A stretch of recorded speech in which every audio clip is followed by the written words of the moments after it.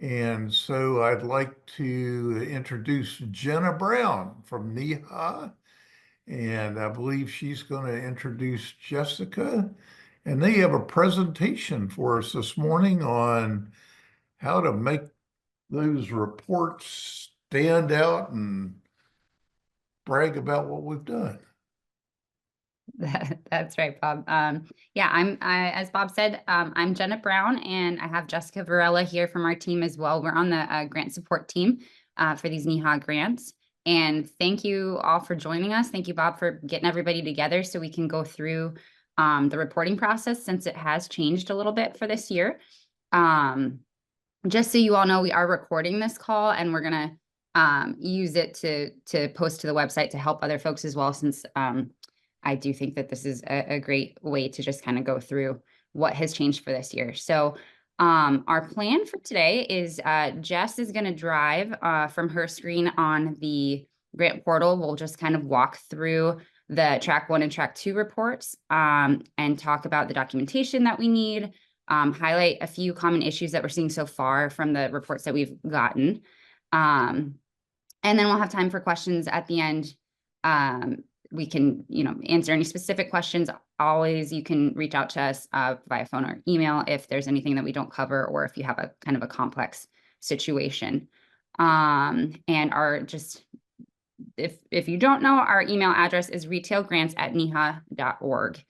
So feel free to reach out anytime. So Jess, if you want to share your screen, we can go ahead. And Bob, is there anything else that you want us to cover that I didn't mention? No, I think that pretty well says it, but there may be questions, and I've encouraged people to at least look at the report form before the meeting today so that they would be primed with their very best questions. Awesome. Yeah, let's see what questions you guys have, and we're going to start here from the NEHA website. This is just the main page. I wanted to point out to you all the guidance that is available here. It's under the RFFM resources tab. We do have extensive guidance. If you go all the way down to the CY24 section, there's this PDF here. It's going to tell you how to complete all of the different types of reports that might not apply necessarily to everybody on this call. Like I said, we'll go through track 1 and track 2, but if any folks have track 3 or maybe a special projects, those are outlined here. We're not going to talk about those today anyway, just because those are pretty much the same as they've always been, since they don't have those fixed reimbursement components. So you can also download these reimbursement spreadsheets here. For track 1 and 2, we're only using template B, but they're also available within the report, so you don't have to do it from this website, but just in case you need that, that is here. So we will jump over to the grant portal, which you can get to from that main page there. Yeah, I'm sure you guys are familiar. And we're going to just look at a couple of things that you can see from your homepage. I don't have to, I'm getting a itchy nose this morning. I'm sure I'm fighting something as well. So from the grant portal, you can obviously view any of your active grants. You can view any reports that you've previously submitted. Some of you may have submitted interim reimbursement requests or advanced payment requests. You can see any payments that you've received here. If you think that you've done that, or if you know that you've done that, you might want to go ahead and just review this, just because you're going to need to know how much you've been paid before when you do this report, to see how much we owe you still. So, and we'll verify all of this information on our side too, but just so you can get the best picture of what's going on. We do encourage people to review their grant before they start their report, just so that you remember everything that you said you were going to do. But then you can access your report under reports due there. And we will start with track 1 today. And so once you've opened up the report, you can go ahead and click edit in order to make any changes, or to input your answers. And then the first thing we ask for you all to do is to just verify your organization information. If what we have isn't correct, go ahead and tell us no, and we will update that on our side. And I guess let me pause right here because I didn't talk about a couple of the things that have changed for this year. If you all have been grantees with us in the past, we used to have 2 reports that you had to do for us at the end of the year. That's changed now. So you're only going to have 1 report that has both your information about your deliverables as well as your expense reporting. So that's all comprehensive now. And then obviously for CY24, the big change is that we have these fixed funding deliverables. So your required base grant deliverables are reimbursed on a fixed rate. If you had any mentorship, that's reimbursed at a fixed rate. And then if you have training, that's going to be a traditional reimbursement, meaning we need documentation for that training component. So we can go ahead and keep going through this report. So for track 1, your required deliverables were to complete the SA9 and CSIP. So that's what's going to get you that $5,000 fixed reimbursement for your base grant. So we just need you to go in and answer these questions. We need to know when you've submitted your FDA, your form to your retail specialist. We ask you to give us their contact information. That's all we need. You don't need to upload a copy of your SA9. We do verify your completion with FDA. We do ask you, though, to upload your CSIP here. There's a little green plus sign down here where you can add that file, and we do have that reviewed by our advisory team at NEHA. They'll follow up with you if they have any questions, and that is pretty simple. So if you had any issues completing the fixed deliverables for your base grant, please reach out to us. Sooner rather than later is great. Because this is the end of this cooperative agreement, we are not able to be as flexible with extensions and things like that as we normally are. And if you haven't completed these components, we can't pay you for any of the other things. So we want to work out any issues with getting your SA9 and CSIP done. This is especially important if you applied for a grant for next year as well. So please send us an email, talk to us about what's going on. We'll see what we can do to kind of help you through that. Quick question, Jenna. Yeah. If folks completed their CSIP as part of our site visit last spring, Okay. do they need to submit an updated CSIP or just the one they completed during the grant year? As long as it was done during the grant year, it's fine. Yeah. Thank you.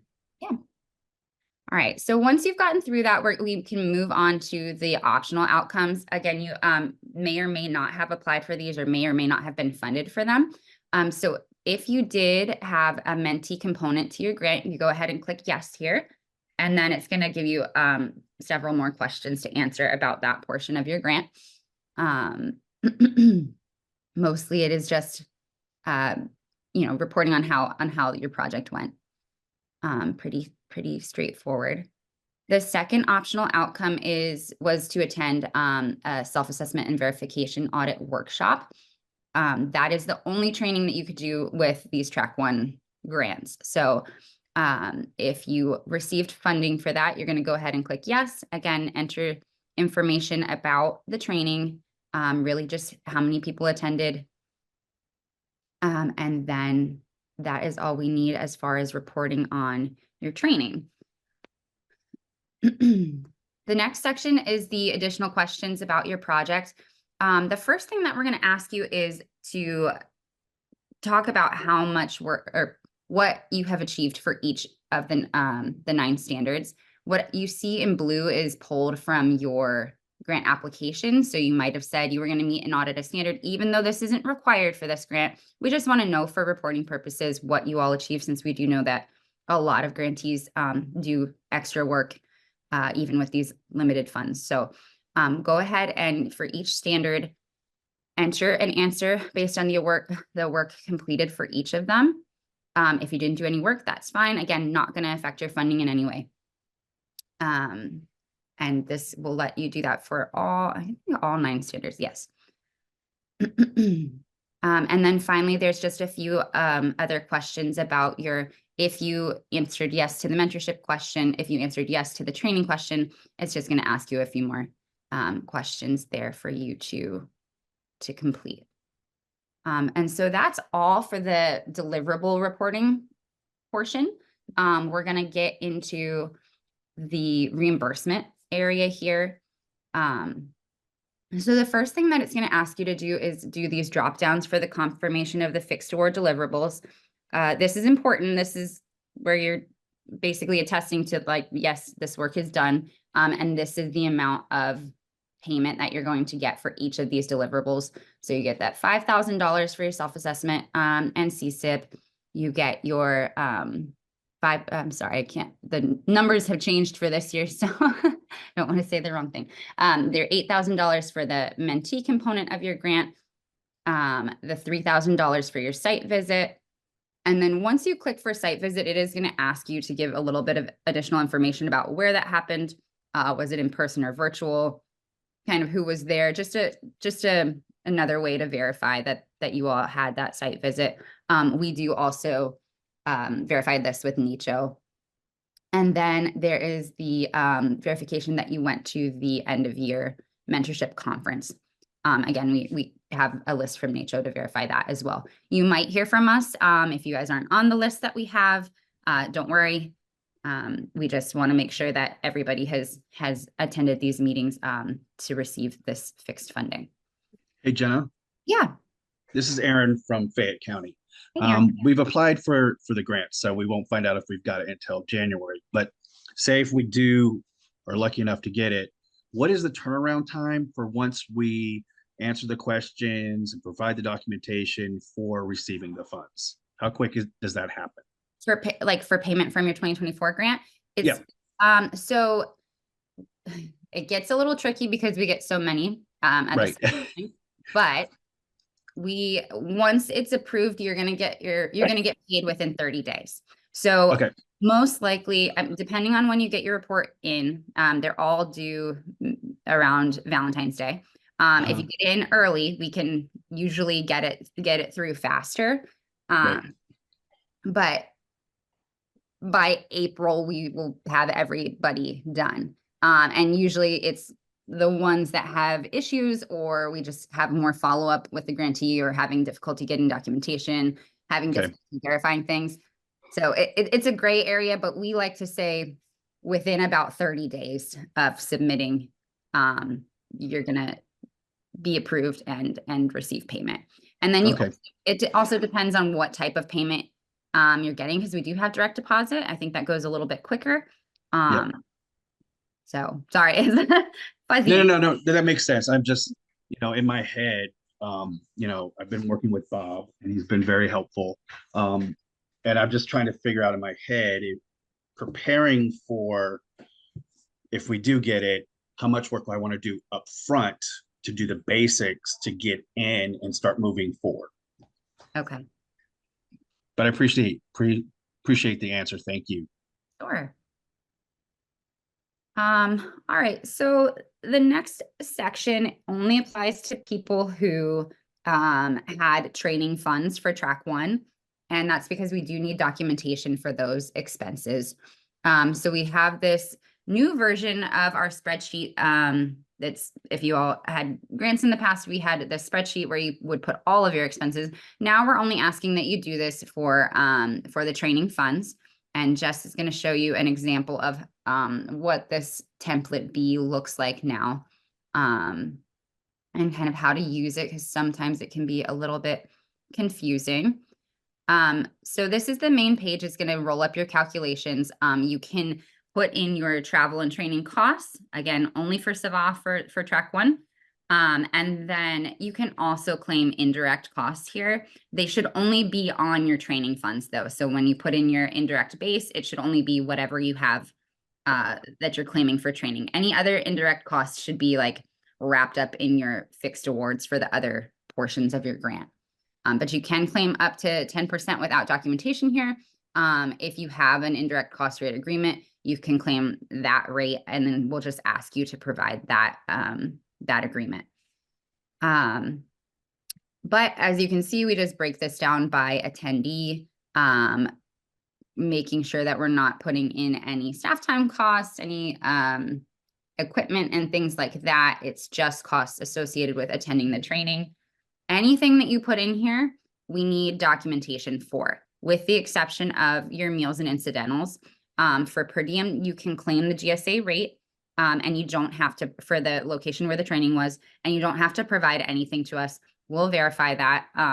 Just a reminder that the first and last travel day should be claimed at 75%. And then the middle travel day, or the middle days, are all at 100% of per diem. If you do claim a different rate, like if you have a local rate that you have to use, go ahead and provide some kind of documentation about that. But we don't need receipts for individual meals. That's all. We just need to know like the rate. Everything else though, we need receipts, invoices marked paid, proof of your registration, and any other travel related costs. If you did get the mentorship portion of the grant, you do not need to put any travel information from that into this spreadsheet. That's probably the #1 issue we're seeing so far. So all of that travel for mentorship is supposed to be covered by the fixed rates that you reimburse for that. This is just for CY. And then there's also this bottom portion of this spreadsheet. Especially for track 1, you're not going to be using this. This is more for like if you hosted a training event. So just that's another little area of confusion. Any questions related to this spreadsheet, if anybody has looked at it or had any issues so far? Okay. All right. So the last thing that you're really going to do is figure out how much your payment is going to be. So again, this is going to depend on what you were awarded, what deliverables you met, and then if you received any kind of advance payment or interim reimbursement. So you're going to have to do a little bit of a calculation. We have everything here. As long as you answered yes to all of these things, you can go ahead and put the full amount for each of these fixed deliverables, plus whatever you spent for travel for the SAVA workshop, and then put that total here. It's not like in prior years where this number is going to match your spreadsheet, since that's only going to have your training costs. We will definitely verify this. If we have any questions about the amount, we're going to follow up with you. We're not going to change the amount without making sure that we're on the same page as you and verifying. So don't worry too much about that, but do your best to calculate the amount that you are requesting. And then finally, this is kind of a new section that we did this year since we had a little bit of issues with payments last year. You can specify in this report whether or not you want check or direct deposit. If you select a check, we have you verify the address that you want the payment to be sent to and any kind of specific payment notes. So you can do that here. And then if you do direct deposit, it doesn't have you do anything else in the report. But if you have not been paid by NEHA before, you do have to set up a NetSuite account, and that will come as an email from the finance folks at NEHA. Probably within a couple of weeks of submitting your report. Once we've reviewed it and sent it over to finance, they will send you that email, tell you how to set up your account, and then you can expect your payment within 30 days. It is usually sooner, but 30 days is our standard. And then the last thing that you have to do is just do this required verification. It's just a drop down that you attest to all the information provided. And then you are going to want to save this submission.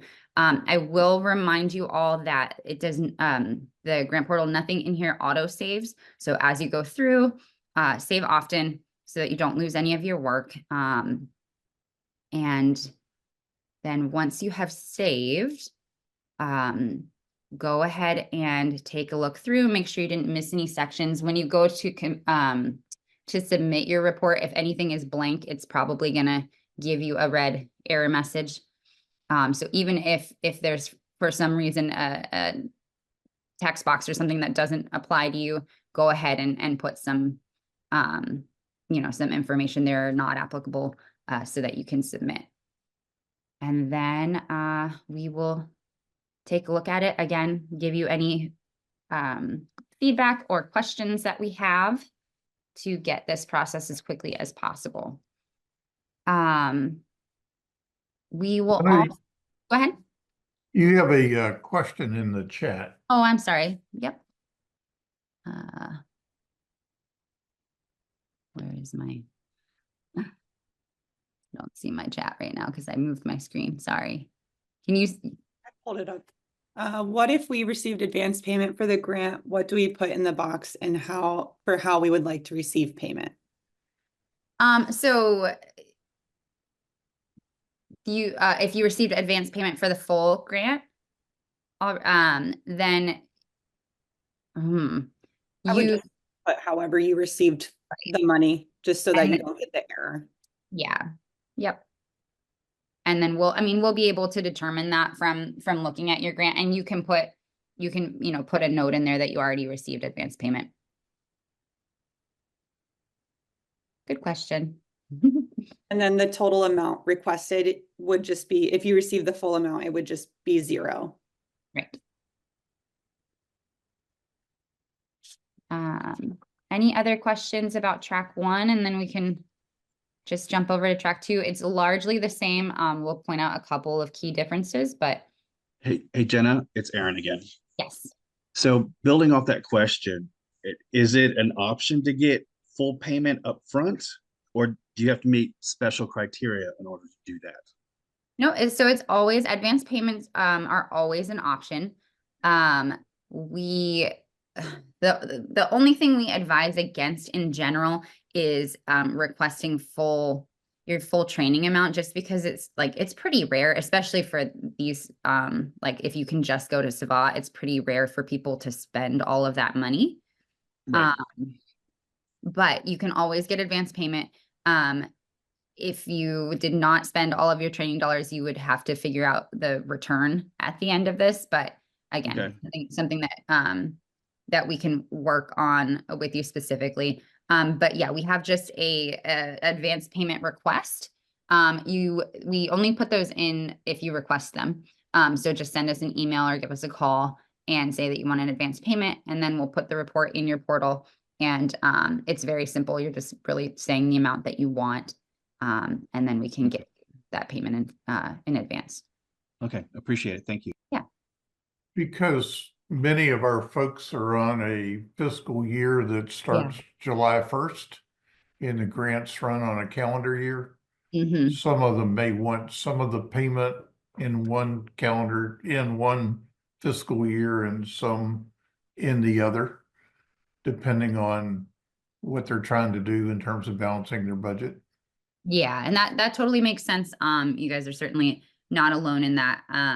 We do, the only thing with advance payments is if you don't do the work, you have to return the money. So that's the only catch of the advance payment. We also can, if you're in that situation where you have the end of the fiscal year, you can do an interim reimbursement.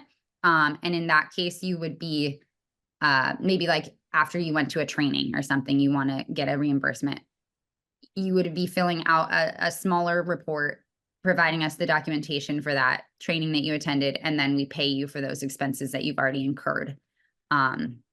Since there's so many fixed deliverables now, it's really the advance payment is kind of the way to go. And then you just report that you've met those deliverables at the end when you would do a final report. Any other questions about that? Okay.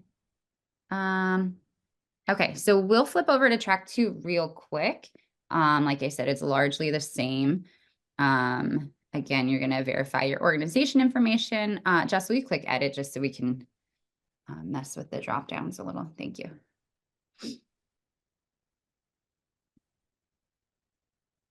All right. So your required deliverable for track 2 for 2024 was to partially meet at least one standard.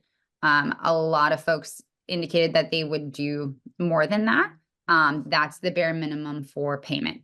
So again, what you see here in blue is what you put in your application. And then you are going to fill out whatever you actually achieved. So as long as you partially achieved one standard, you're going to be good to go. If you did not partially achieve any standards, please email us. Let's figure out what we can do and work through that together. So once you get through this section, for track 2, we have standard 9 is separate, so we can talk about that in just a second. If you did an updated self-assessment during your grant period, you're going to go ahead and answer this information here. This is not, nobody received additional funding to do this, so it is not required. Again, it's just a reporting thing, and you'll give us the same information that you would in track 1 when you submitted your form, when you completed the audit, or I'm sorry, the self-assessment. If you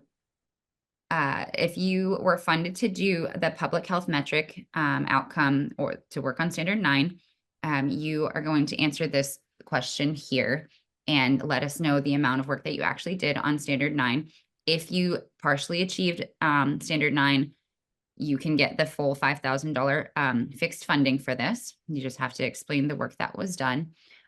If something happened in the year and you were not able to work on standard 9 the way that you thought that you were, that's okay. We will simply not reimburse you for that. Because this is an optional outcome, it's not going to affect anything else. The thing that you had to do is partially achieve standards one of standards 1 through 8, and then everything else is extra. All right, and again, the mentee section is going to be exactly the same. If you got funding for that, you're going to select yes and answer the corresponding questions. As for training, the thing that's different for track 2 is that you were able to attend more than just a SAVA workshop. So with this, you're gonna use these little arrows like Jess is showing, and then you're gonna, it'll populate below to allow you to indicate the number of people who went to each of these trainings. This should correspond with what you applied for. So this is one of those instances where you want to review what training you were funded for. If something changed and you didn't get prior authorization from us to go to a different training, just email us, let us know what's going on, and we will work that out with you. And then finally, you're going to have these additional questions asking about the work that you did for the project. All right, the same section here like we had in track 1, just with the difference of having that public health metric outcome. You're just going to select yes or I'm sorry, does it yes? Yeah, it's just yes or no for each of these. If you had the mentorship component, it's going to give you that option to put in the site visit information, since that's a required deliverable again for this. And then it's using the same template to do your expenses for track 2. Again, it's only going to be for training related expenses. So whether that was CY, whether that was a NEHA meeting, that's all that you're going to put in the template, just as before. None of your mentorship travel costs are going to go in that template.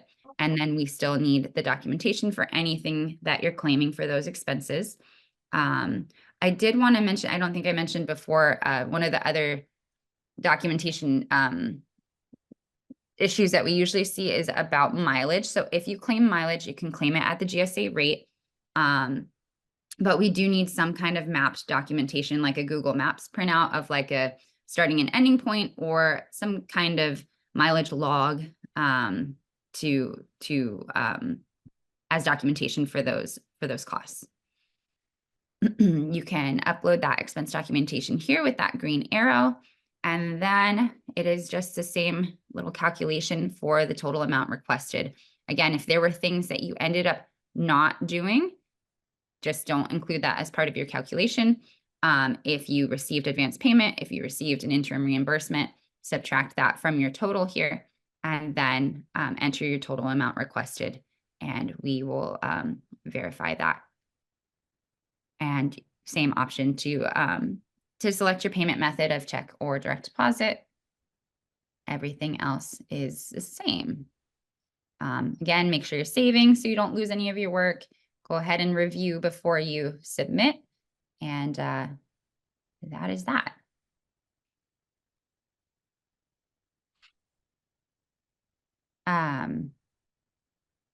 Okay. So once you've submitted these, you can see it should update in your portal over on the left side where it says reports. You should be able to see them under submitted reports. Sometimes people save and don't submit, and then they start getting overdue report notices. So just make sure that you've confirmed that these have moved along in the process. And we can stop there and take any other questions you all have.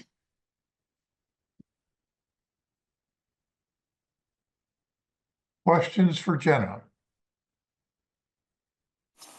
Yeah, I have a quick question. My health department does not use per diem rates. So when we did our travel, we submitted all of our documentation to our financial office for like meals and stuff. But Okay. you said that we should be doing this with the per diem rate.